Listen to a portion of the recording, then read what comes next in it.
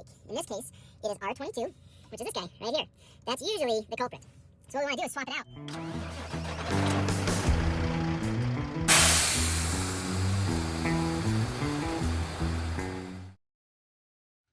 In this video, we're going to try and help you get your truck started if it's not starting. Like, let's say on the dash you're getting an issue that says starter blocked or shift to neutral or CPC not configured.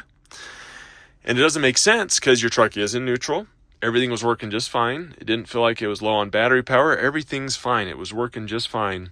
Well, this is a little electrical glitch. And there's a couple things you can do that are quite easy in order to get this glitch to try and go away. I'm going to walk you through each one of those. I do want to point out that there's a couple different approaches depending on your model year of truck. So if you've got like a newer 2024, 25, we're probably going to focus on the fuse box issue, which we'll show you here in a bit. Some of the other trucks that get a little bit older, we might look at the sleeper switches, and we've made a video for that, but I'm going to show you just real quick so you know what I'm talking about. But in order for you to get the full details of how to deal with the sleeper switches, in the comments, I've put a link to that video where we walk you through how to do all this.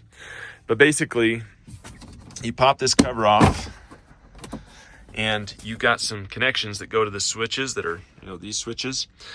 And what you're going to do is unplug them one at a time and then try and start the truck back up. And you're just going to go through one by one and give that a shot and see if that works. Again, you can watch that video for the full details of how to try and do that. But now let's focus this video on this fuse box panel and some of these issues. I would also say that before messing with the fuses, if you've got the power kill switch where you can turn the batteries off by your seat, I would do that just so you don't accidentally bump things you shouldn't, cause some sparks. If you don't have it, you can still do this, but I would recommend doing it if you have it. So we open up the fuse box. Now we're going to look for two different fuses. Well, actually, one's a relay. So I'm going to show you a diagram here of this particular truck. I'm looking for the relay that is ignition point early wake. In this case, it is R22, which is this guy right here. That's usually the culprit. So what we want to do is swap it out with a different relay in here if you have a spare. Unfortunately, in this truck, it doesn't have a spare. So that's something that we should get in here.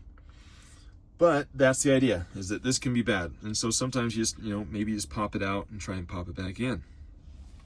This next thing you want to check is the fuse that's labeled VPDM. In this case, it's fuse F49. On my thing in here, it's right here in this middle, it's a little 5. Check, see if that's blown. If it is blown, you've got a spare up here. We've had that fuse be the problem.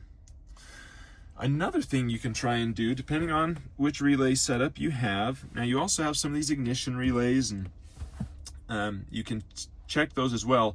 But a common thing that Freightliner recommends is you can swap your mirror heat relay with your ignition point early wake if it's the same relay. In this truck, it's unfortunately not, but that's something you can try. In some of the trucks, the mirror heat is the same. Or you can check one of the accessory relays. Since some of the accessories you don't need to start the truck, you could at least get the truck started. Okay, so give that a try. Check that fuse. You may as well replace that 5 amp VPDM fuse. The relay, try replacing the relay or just popping it out. If it feels hot or something, pop it out, let it cool off, put it back in, see if your truck will start. We've tried that on a few trucks. We've had some success with doing that or with doing the sleeper thing. I hope this helps you and you don't have to get a tow truck. Good luck. Well, I hope you found this video really helpful. If you want to, click right down in here. This is the subscribe button. That'll give you more of our helpful videos. And then after that, come over here and click here for more of our videos. Remember, truck drivers are American heroes. Let's make truck drivers great again and keep on.